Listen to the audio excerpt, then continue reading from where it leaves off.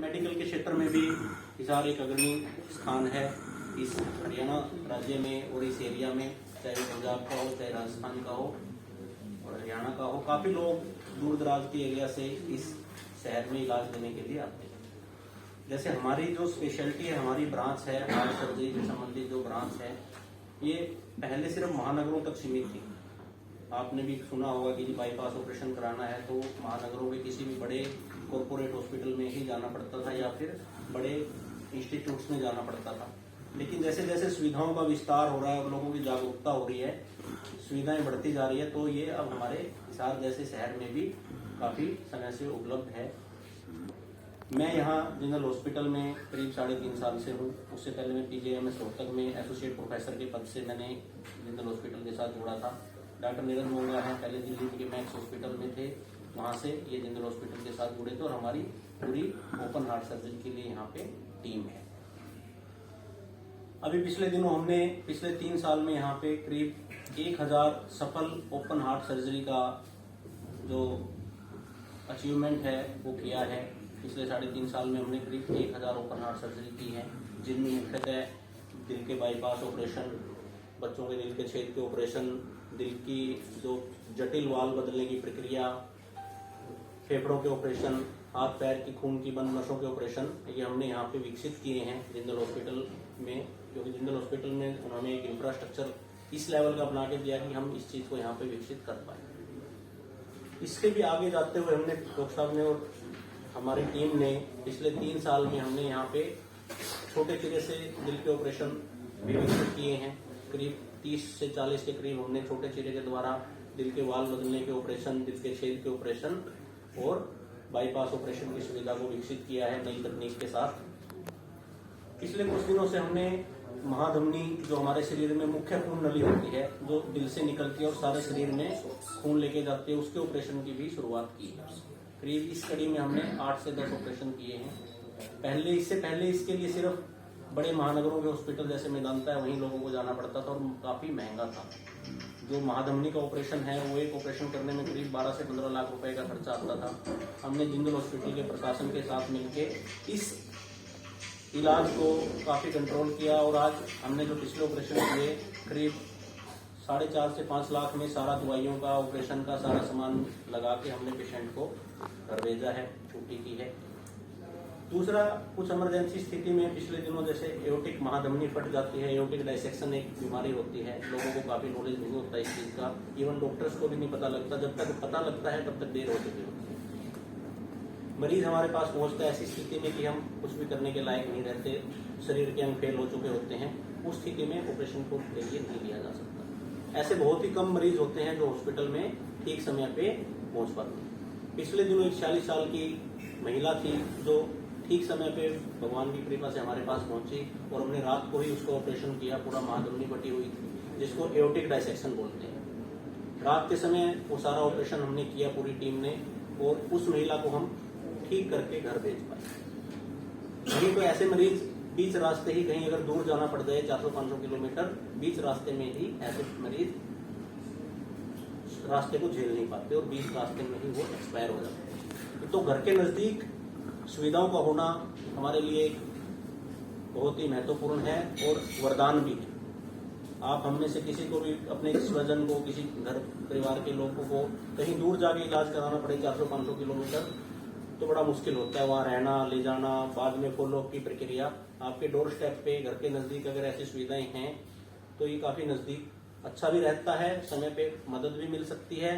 Emergency स्थिति में आपको समय रहते मदद मिल सकती है और इसमें खर्चा भी काफी कम होता है, क्योंकि बार बार बाहर आना जाना काफी महंगा पड़ता है। तो इस चीज को मेडिकल जो स्पेशलिटी है उसके लिए भी काफी किफायती माना गया है कि जितना आपके घर के नजदीक आप इलाज ले पाओ उतना ही हमारे लिए अच्छा है।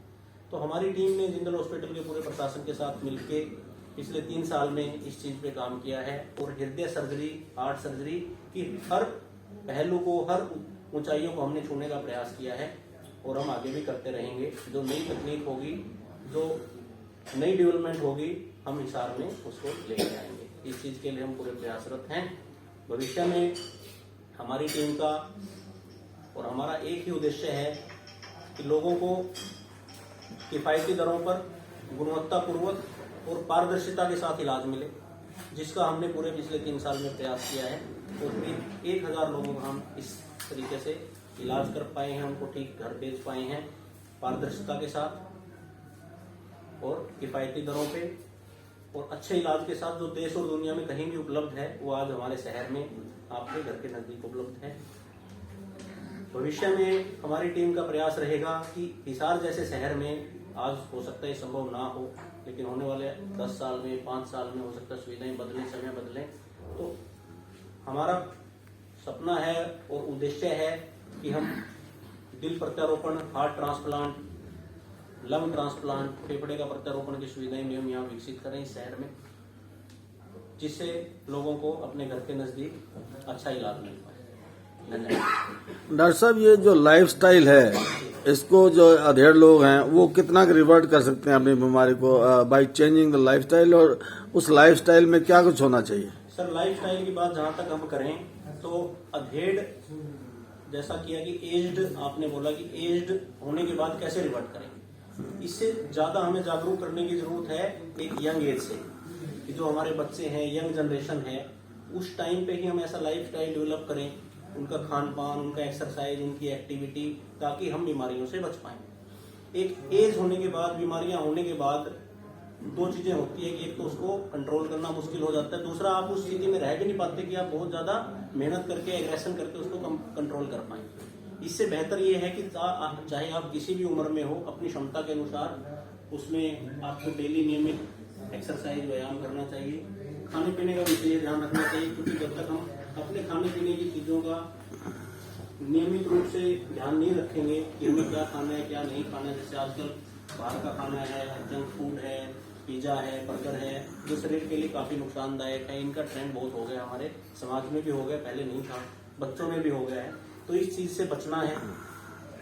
अपने वजन को नियंत्रित रखें। वजन नियंत्रित हम कहते रहते हैं, अपना वेट कंट्रोल करो, वेट कंट्रोल करो, लेकिन मैं कह सकता हूँ कि किसी का भी नहीं है, मेरा भी नहीं है और आपका भी नहीं है। जो टारगेट रेंज में अगर वजन की हम बात करें, आप जितने भी हम लोग यहाँ बैठे हैं, किसी का भी नहीं। सोसाइटी की तो आप बात दूर कीजिए। वजन नियंत्रण करना एक बहुत ही अहम रोल है शरीर को स्वस्थ रखने में, क्योंकि वजन कैसे नियंत्रित हो।